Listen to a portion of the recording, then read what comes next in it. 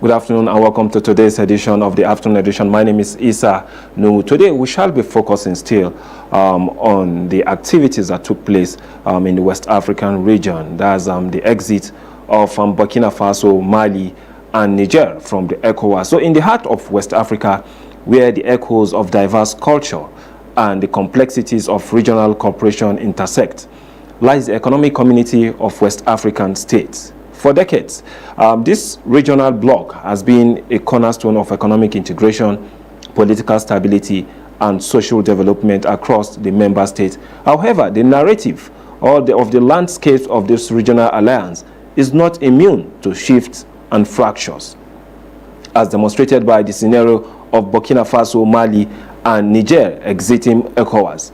Such a move would send a shockwaves through the region, reshaping political dynamics, economic ties, and the collective aspirations of West African nations. The scenario where the three landlocked nations, Burkina Faso, Mali, and Niger, choose to sever ties with ECOWAS, each country with its unique history, challenges, and aspirations, would undoubtedly face both immediate and long-term consequences, as would the broader West African nation. Today, we will be focusing or discussing this particular issue with one of our major guests, who is a political analyst and a political and international affairs analyst in person of Mr. Abraham John Onoja, who will be joining us via Skype from Lagos to have a better understanding of the current situation in the sub-Saharan region, most of the that's the economic community of West African states, ECOWAS. So we'll go on a very short break, and when we return, we start up with the conversation.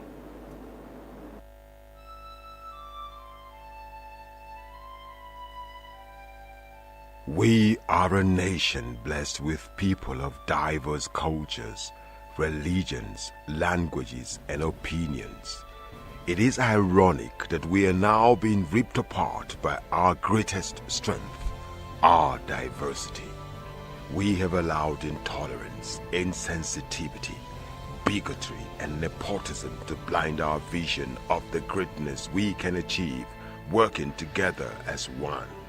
We may not have the same culture, nor religion, nor language, but we all belong to the same nation by the divine will of God. We did not choose to be Nigerians. Nigeria chose us. This nation is our divine heritage, and if we open our eyes, we would realize that what divides us pales in comparison to what unites us. And by the comparison and conciliation of our differences, we will grow until our differences disappear. Our unity cannot be willed by mere declarations, nor do we get unity by ignoring the questions that beg for answers. We must celebrate our diversity and debate our differences without fracturing our unity.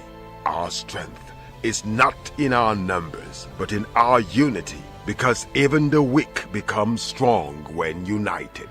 Nigeria unite. This message is brought to you by Abuja Broadcasting Corporation, owners and operators of Aso Radio 93.5 FM Abuja, Aso Television DSTV Channel 392, Star Times Terrestrial Channel 127, Free TV Channel 507, People's TV Channel 285, and UHF Channel 38. Welcome back from that short break. And just before the break, we did state it clearly that the issue that is before us is the ECOWAS sub-region with respect to how the exit of Burkina Faso, Mali, and Niger will play in terms of how they manage their economic and social relation within this particular region. And minding the fact that the President Bola Ahmed Tinubu, is the chairman of the ECOWAS group. So let us quickly join Mr. Onoja from Lagos. Mr. Onoja, good afternoon and welcome to the afternoon edition. Thank you so much for having me. Good afternoon. Yeah, thank you. It's nice having you on this particular program to discuss issues like this, because this is the best time for us to really understand what is happening in our sub-region. I don't know if you have had the access to the letter written by the ECOWAS. Oh, yes, I have. I have Okay, access let me to. quickly go. How would the departure of Burkina Faso, Mali, and Niger from ECOWAS impact intra-regional trade and economic integration? Thank you so much for that question. It's going to affect it in quite a lot of ways and all of that. First, we need to make mention of the fact that Mali, Niger, and Burkina Faso are landlocked countries that depend on ports in their ECOWAS neighbors for import and export. So, leaving the bloc could see an increase in tariffs and could impact the free movement of their citizens, financial flows within the rest of the bloc amongst a host of others. So there obviously what that means is in the coming days, there's obviously going to be rise in commodities. There's going to be some form of restrictions in getting goods and services. The freedom that we currently enjoy would obviously not be there because prior to this time, I understand very well that the president, President Bola Ahmed Tinubu, who is also the chairman of ECOWAS, alongside other member countries, have tried consistently to reach out to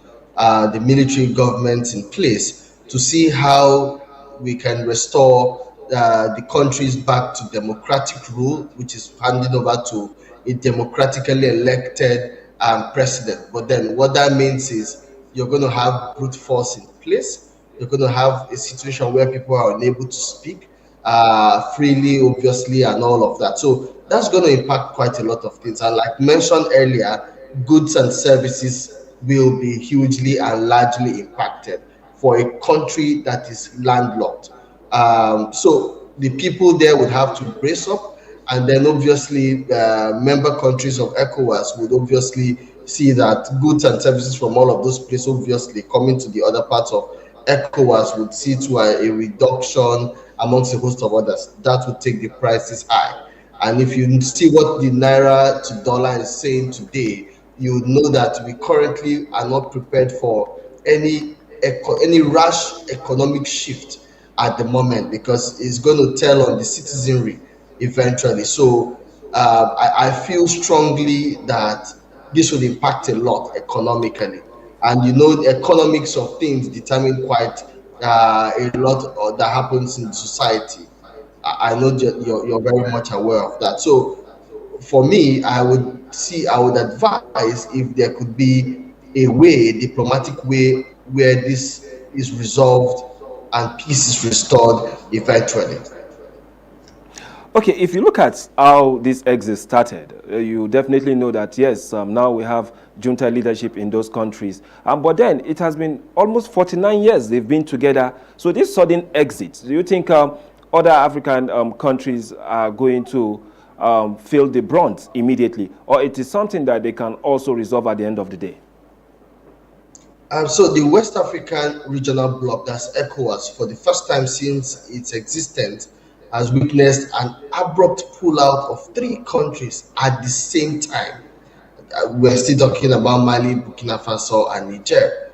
These countries did so on the grounds that after 49 years, the bloc no longer pursues the interest of its people, but it's influenced by foreign powers. They also criticized ECOWAS over the sanctions imposed on them as part of efforts to reverse the coup in these countries. And like you rightly read earlier, their statement, you would see quite a lot of things they said, obviously, and then including the fact that there are obviously external influences and all of that in the region. So considering how largely integrated we are, or we are aspiring to be and working closer within the African bloc, you know how much goods and services needs to move. You know how much we need to exchange. You know how much we need to trade.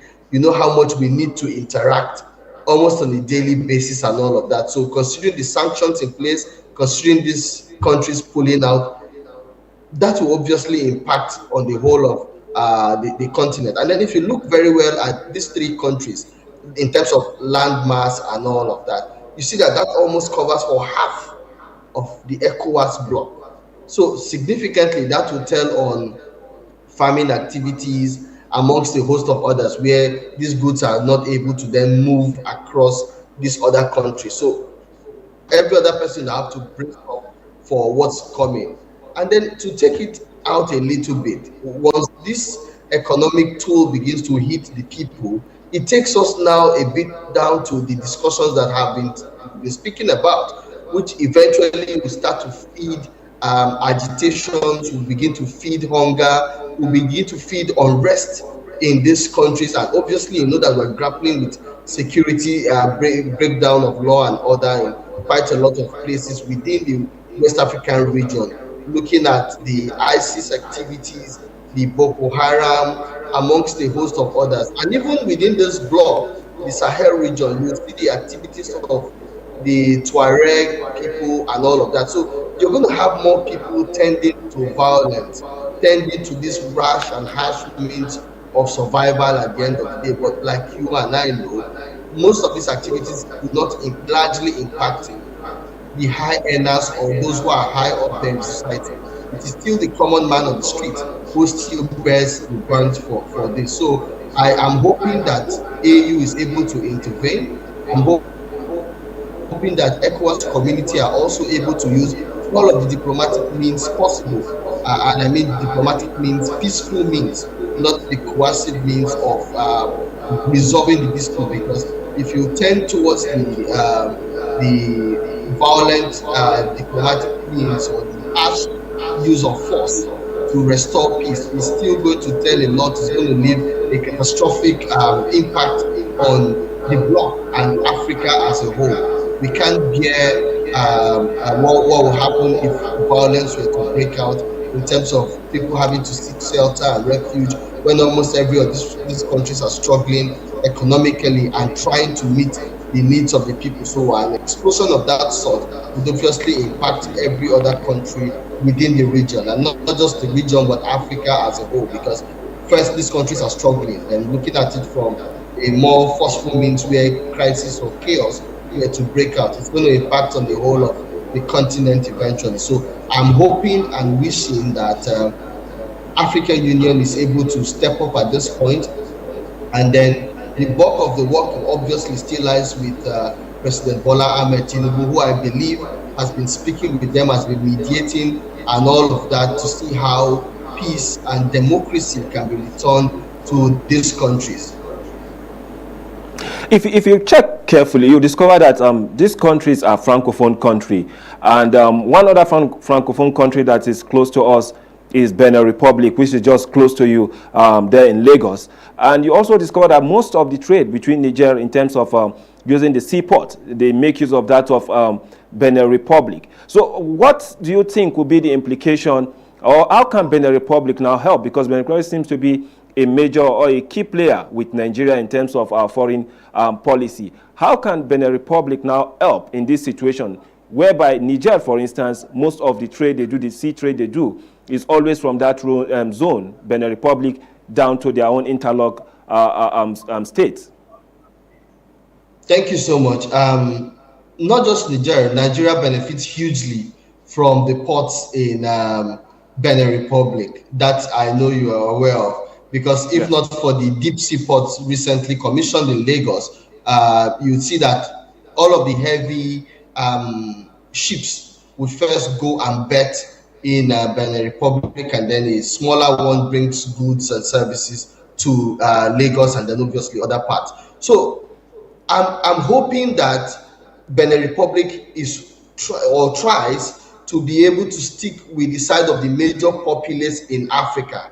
And what I mean by that is not to support or not to kowtow or not to aid these guys from continuing their activities, because the moment they are able to find a smooth sale of business within that region, obviously it's going to be business as usual. They're going to go on with what they are doing, because they will not be able to feel the impacts of all of the sanctions being imposed on them. But then, seeing that Benin Republic is still on the sides of ECOWAS, is still on the sides of African Union, and what I mean by on the sides is that they are largely still in tune with what ECOWAS is trying to do, seeing that they have not pulled out from the bloc. So I'm looking at it from the fact that if this is carefully managed, or if this is looked at properly, I'm hoping that they are able to stand their ground, and they are able to also join their voices to see that whatever is happening in those countries, normalcy is restored. Because for Mali, Burkina Faso, and Niger, you see that Niger is a key player in that region where they are able to easily do business with Benin Republic. So if Benin Republic, which is now like the window in terms of trade or in terms of movement of goods and services, is not in alliance or in support of them, or is able to speak up also against the military rule in this country, I think that would obviously be able to send a strong message to say, hey, it's not going to be business as usual. We're going to have to do what is right. We'll have to return government to a civilian, democratically elected and legitimate government in place, and all of that, which is what I support, because we need to come together and speak in one voice. We need to be able to come together and express these things. We need to come together as a country, because what we are seeing today is an infiltration of external influence and forces that is backing this government. And if we're unable to speak, it's going to mean that this is just first happening to ECOWAS. It's going to happen to the rest of Africa. And obviously, you can see that Africa is then going to become the center of a battle between the Western forces and Russia, which is what it is beginning to look like, and all of that. But I won't delve into that much at this point with this question. But I'm hoping that Benin Republic is able to join voices with the rest of the ECOWAS bloc and Africa to prey on these people to relinquish power to a democratically elected government. Okay, I'll be displaying a picture now showing the trade relation, that's the GDP of Nigeria in relation to other African countries. And I just want you to look at that particular chart now. When you look at it, you discover that Nigeria is having a huge chunk of this particular GDP as a result of their contribution to Africa as a whole, and then even the West Africa as it's concerned. Now, if you look at this now, one major issue that I'm looking forward to is the implication or the situation whereby there will be increased tariff barriers resulting from the exit of this particular country. How do you see us beating that when there is increased tariff in our goods that are going out of the country? Definitely, just like you've stated, it's going to affect us. But do you see the possibility of them also having understanding when it comes to the issue of trade? So let them maintain the status quo of what they used to have, being the fact that, yes, despite the fact that they've exited ECOWAS, they still have that brotherliness between themselves. It's going to be difficult to say. And let me bring it to Nigeria. After the first subsidy removal, we have seen goods and services, the prices skyrocketing and hitting the roofs. Obviously, what you could buy previously for 1,000 naira or 2,000 is going for as much as 4,000, 5,000, and sometimes you don't even have access to these things, or it's so pricey that sometimes you just look for alternative. So a situation where there is increased tariff or increase in prices of goods and services is going to be a lot to deal with. I'm talking about from the point of the people and all of that. But if you're looking at these guys who are holding sway in these countries at the moment, you first know that, or I believe, it's not a populist kind of government. And what I mean by a populist kind of government is it's not the people that have put them there, right? So they are just acting on their own. So it is going to be difficult to tell what line of action they will want to toe at the end of the day. And that's because ECOWAS had placed some sanctions on them previously. So the reciprocity of brotherliness will not be there. Or obviously, it's looking like we are not giving them a shoulder to lean on. So why should they now give us a shoulder to lean on? But in stark reality, it's what it is. We can't bear an increase in prices. So I'm hoping, like I keep saying, that we can find a means to resolve this. Otherwise, that map you're seeing is going to impact on the people of those places, right? Benin Republic is currently a window for almost all of this sub-region to do business, if you look at that map very well. So what happens to one affects almost every other country. So if there is if they eventually impose restrictions or increased tariffs and all of that, which will most likely happen in the coming days, is going to be a lot to deal with. The people are going to still bear the brunt for this, right? Even though they keep saying that when the elephants fight, it is the grasses that bears or that feels the impact more than even the elephant, which is what it's looking like at the end of the day. So the people would have to brace up. I know that quite a lot of people are monitoring the situation. Relevant stakeholders are trying to mediate and all of that. But then if you closely look at the situation, typically to exit ECOWAS, you need a 1-year notice period to do that.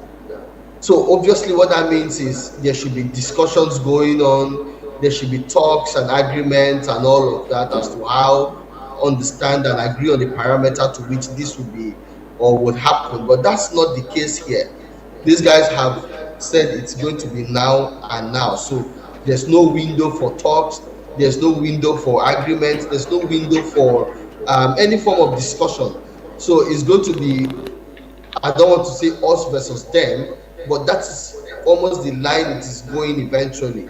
So it's going to be difficult to analyze or give you a definite response at this point. But it will be a tough call in the coming days. And I'm hoping that, like I will continue to say, that for the people not to suffer more than they suffer, because these governments have said that they are there to protect the interest of the people, right? I hope that they have the interest of the people at heart, just so they do not make or continue to make rash decisions, because those sanctions imposed on these countries will not entirely be borne by the government, but will trickle down to the citizenry eventually. So I'm hoping that there can be a resolution to this, or I'm hoping that they're able to rescind their stand on this and then be able to continue the discussion so democracy and democratic rule can be returned to those countries. But in terms of military action in this particular zone, you know, before now, we've had the issue of ECOMOG in the past and the rest. You see, the West African bloc always make sure that, yes, there is a way they protect democracy whenever there is issue of coup and the rest of it like that in Africa. So do you think the government, other states' government, do you think they've really played a major role to calm down these particular blocs, that's Niger, Burkina Faso and Mali, for them not to even swing into the issue of military rulership in their country? So what we are seeing today is a failure by our leaders.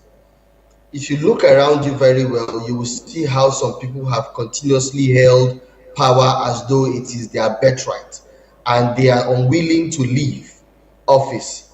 Even when the people try to speak up, they brutally shut them down. They are not providing the dividends of democracy to those people, right? There are no access to water, light, or healthcare, amongst a host of others. I've been to these places, a couple of those places, and I can see how those people have suffered over the years. Now, these guys are saying that they are there to ameliorate the problems or the suffering, or listen more to the yearnings of the people, right? Which is what they initially said or initially postulated. But if you take a closer look at the situation closely, these other African countries, how much have they been able to show up as example? It's difficult or very difficult for President Bola Ahmed Tinubu to speak today. And why do I say that? We've had Boko Haram disturbing the people, even though he inherited this, but he's the president now, right? You have Boko Haram kidnapping people, torturing people, amongst a host of others. We're still looking for light till today. We're still trying to gain access to quality education and healthcare, amongst the host of others. So the question then is, how much have you been able to provide for your people? How much of an example are you showing to say this is what we are doing to lead, or to be a good example or a reference point, right, before these people, or you can table those things before those people? Because just recently, who knew that kidnapping can rise to this amount or to this level in the Federal Capital Territory, Abuja? It used to be at the environs, Kaduna, Kogi, Nasarawa, Plateau, Benue, amongst a host of other places and all of that. But now we are dealing with it at a different level where they kidnap in broad daylight. They do a lot of things. People are suffering and all of that. And largely, I would say that the aftermath of the subsidy removal has not been properly managed, because we should have things to cushion the effect. So as much as you have an increase in poverty, an increase in unemployment in these countries, it will be difficult for you to want to speak up or be an example or a reference point to these other people, because they are saying that democracy has failed. They are there to correct the anomaly in the system. And that speaks to almost every other country that has yet to witness a military intervention, to say we all need to speak up. You all need to stand up and do what is expected of you as a government that the people elected to do, other than just embezzling the common. But then, if you take very good note of what the president has been doing so far, you also know that there have been series of how will I call it now?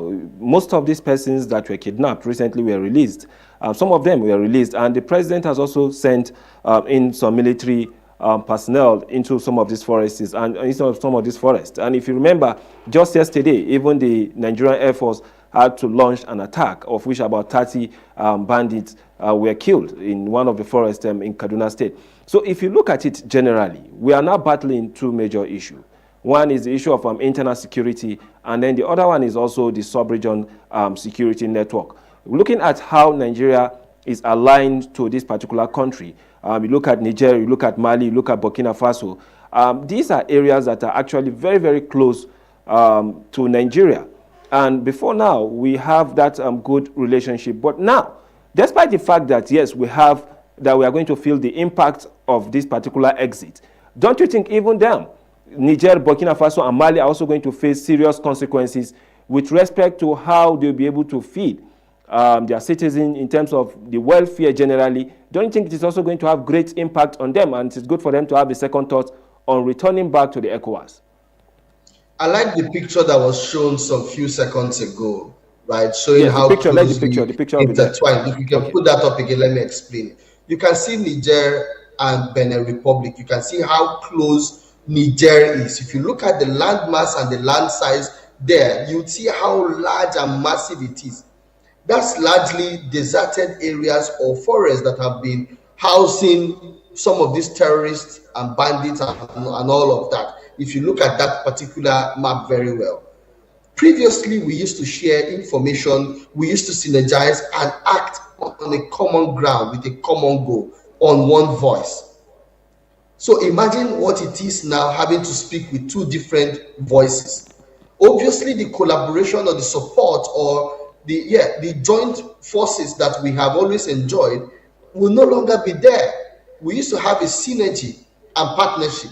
That's no longer going to work, right? So what we have now is Nigeria dealing with its problem, Niger dealing with its problem, right? And that to me is not going to, it won't hold a lot of water, because I know previously, if we push from this end, they push from the other end, we can block some of those people right in the middle and take them out or arrest them or whatever it is. But now that's not the issue. Now, what that means is there's going to be a situation where we are unable to comfortably cover all of this. I like the fact that you earlier mentioned the achievements or the gains recorded. And this is me especially applauding the men of the armed forces, the military, the soldier, the police, all of them that are all in the fight to comb this forest, to comb these places. I'll speak for myself, right? In December, someone of mine was kidnapped. And even though ransom was raised, we never got him back. Not even the body were we able to get. He had to be buried in the bush because the body was already decomposing. That's to tell you how much of breakdown of law and order that we have, right? And I try not to speak too much about the problems, because everybody in Nigeria, everybody in Africa is feeling the brunt for the problems. We already know what these problems are. For me, I am more concerned about the solutions as to how to move on. Instead of fostering stronger ties or in the regional bloc, I'm looking at ECOWAS and then AU as a whole, we're not having a far more terrible situation on our hands where you're going to have individual countries having to speak for themselves. I don't think that will go a long way in the fight against insecurity, against the fight against hunger, starvation, creating a commonwealth for ECOWAS as a whole, where goods and services are able to move freely, people are able to be gainfully employed.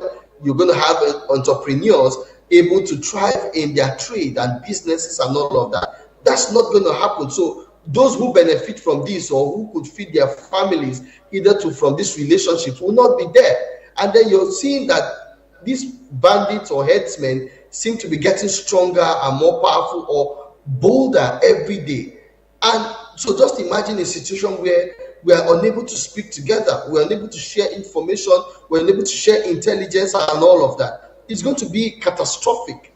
That's what I see. So the earlier our leaders get to work and show good example and combat internal security, because if you do not have, if you don't have internal security or you're unable to bring it to an all-time low, what then is the scorecard you're using to present, to speak at these places, to say we are an example, we're able to thrive, or we're able to secure our territory, so that way we can then do it at a regional level, right? Okay, Mr. Oloja, we're going on a very short break now, and we'll still expect you to still be there, because after the break there are several questions you'll be answering with respect to this, on how we can see that, yes, despite the fact that the ECOWAS have stated that no, they will not agree with that agreement of them leaving, there are a series of issues that definitely will be propping up in a few days to come. So these are some of the questions I'll be asking you, but then let's just go for this break, and when we return, we continue with the conversation.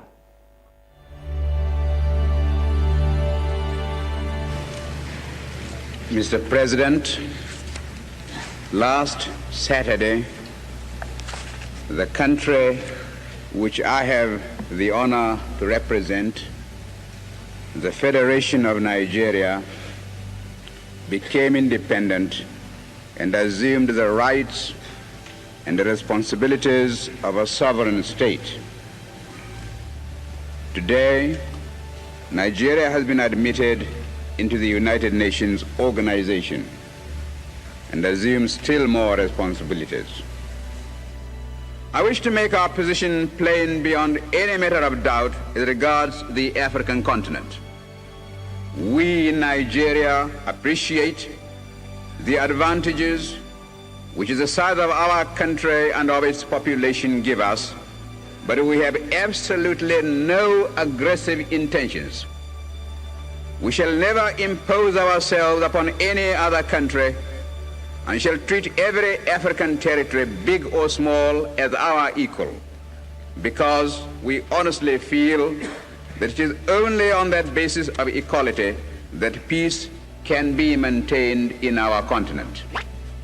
We in Nigeria are a populous country. There are about 40 million of us, and our territory is relatively large. We are willing to learn before we rush into the field of international politics. But we are totally unwilling to be diverted from the ideals which we think true.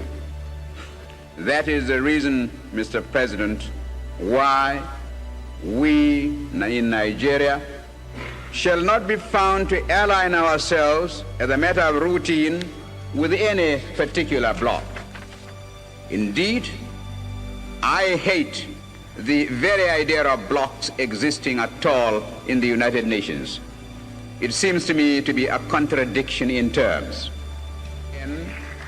When we hear the world crying out for peace, we may receive the inspiration to deal with these intractable problems and be able really to devote all our resources to the advancement of mankind by applying those eternal truths which will inevitably persist long after we ourselves are utterly forgotten.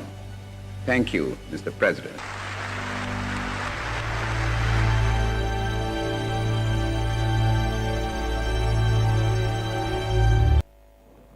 Welcome back from that break, and we are still discussing on the issue of the exit of Burkina Faso, Mali, and Niger from the ECOWAS sub-region. And I'm still discussing that with me is Mr. Onaja, who is based in Lagos, and I'm giving us an idea of what the situation will definitely be. So let me just go straight to this particular aspect. If you remember, in the last administration, the Ajaokuta-Kaduna-Kano gas pipeline started. And one of the major targets of that is to see that, yes, it also passed through Niger, and at the end of the day, ends up in Europe. What do you think will happen to this particular project now that Niger has exited from the ECOWAS? I want to first appreciate the efforts of the current administration.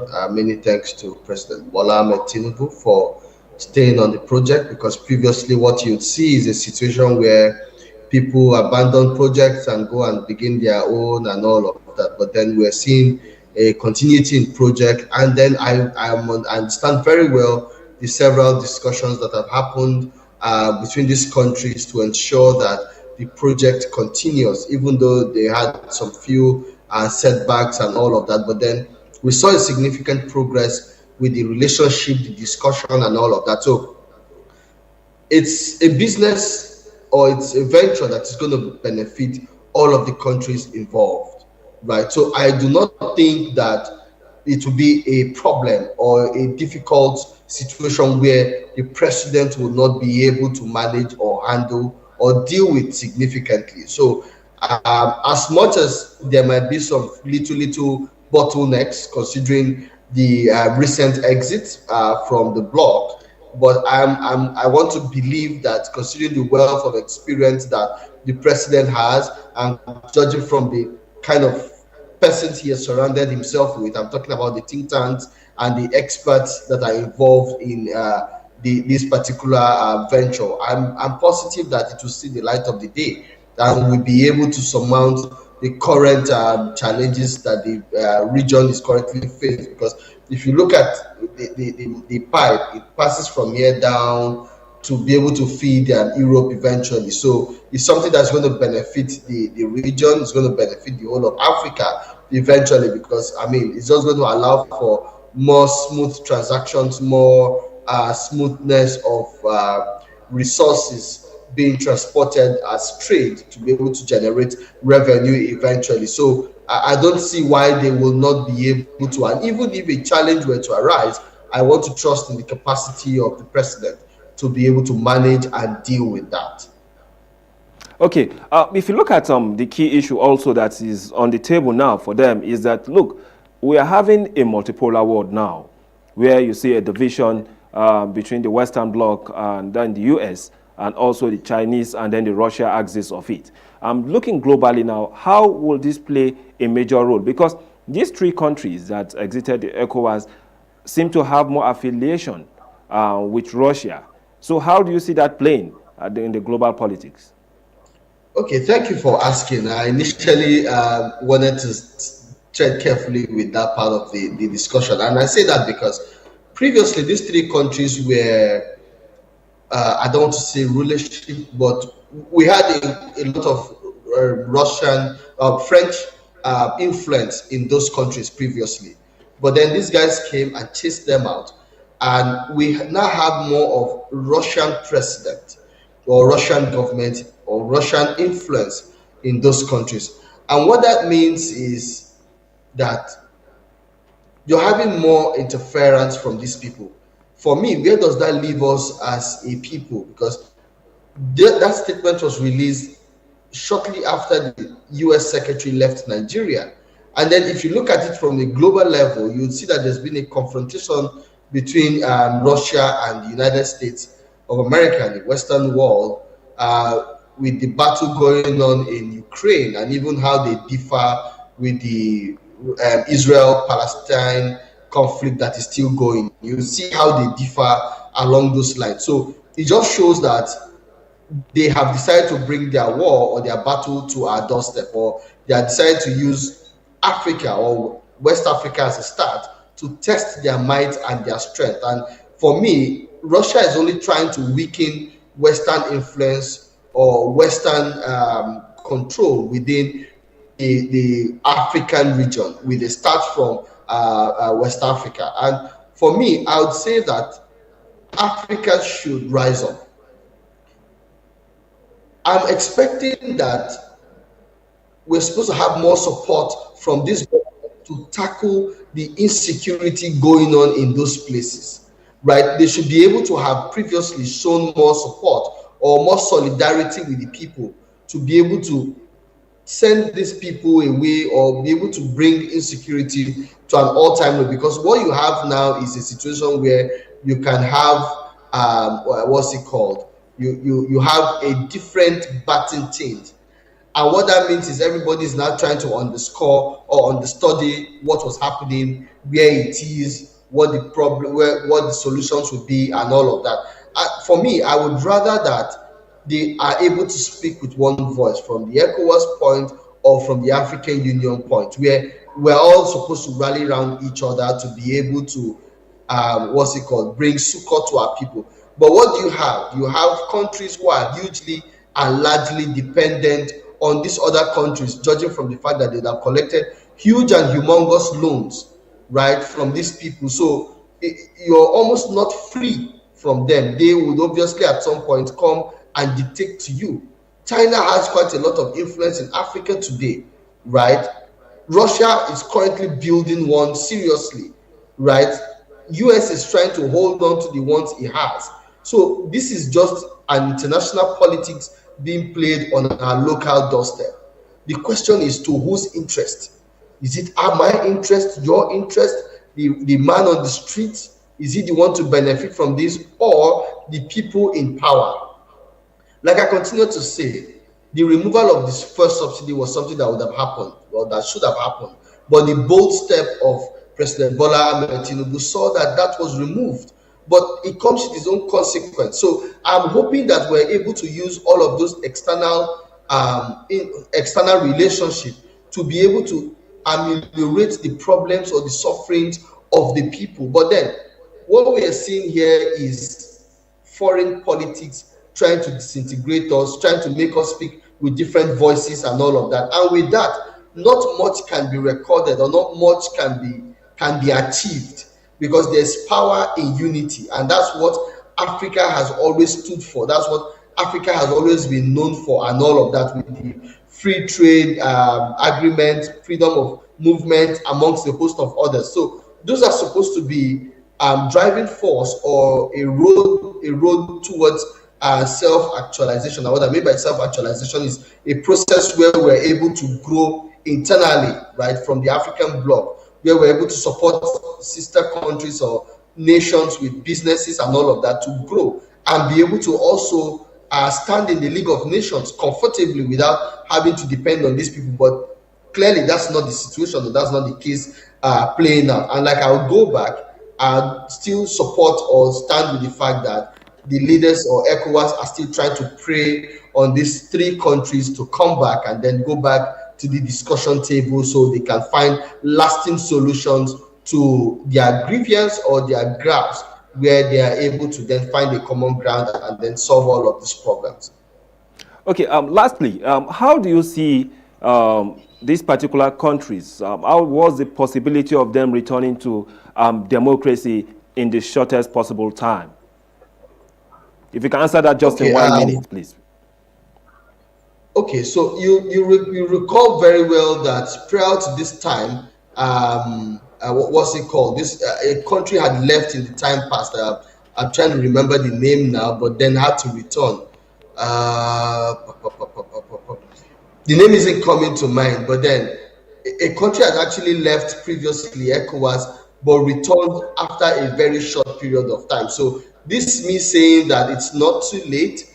If they can hear this conversation, which I believe they will, it's not too late to do. Okay, Mauritania was the first country to quit the bloc in 2000, and I think returned after a short period, and 2019 and all of that, rejoined in December 2019. Yes, this is me saying that. Sorry, we are already out of time, Mr. Abraham John Onoja. Thank you for joining us today on the afternoon edition. We'll definitely be calling on you one more time to probably expatiate more on this issue as it unveiled itself. And this is how far we can go today on the afternoon edition. My name is Isanu. Have a wonderful day and stay.